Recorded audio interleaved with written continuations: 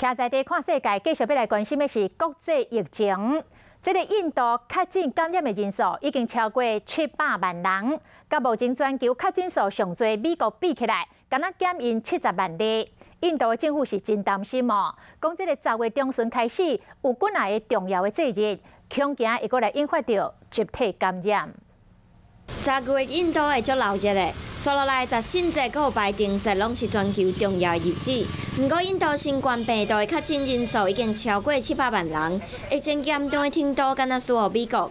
所落来庆典一定会增加民众遇到的危机，为防疫工作带来真大考验。So like as cases are increasing, like we are unable to do nothing. Coming to precautions, I don't know. Like I think like lockdown is the only option. 欧洲的状况嘛无轻松，英国的确诊病例已经超过60万例，医疗系统强要放弃。首相强生公布新的防疫方法，像是疫情严重的地区要暂时甲餐厅佮有酒吧关起来，甚至无排队佮一摆来全国封城。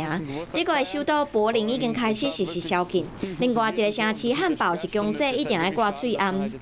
Echt nicht so frei leben kann und halt endlich mal wieder die Sau rauslassen kann. Also es geht mir echt ja, ich kann auch noch mal try. 拉丁美洲佮有加勒比海国家确诊人数已经超过1000万，其中超过一半拢发生伫巴西，有超过505万例。根据世界银行统计，拉美佮有加勒比海地区是全球受打击上大的所在，当地民众受到经济佮有健康的威胁，嘛是全球上严重。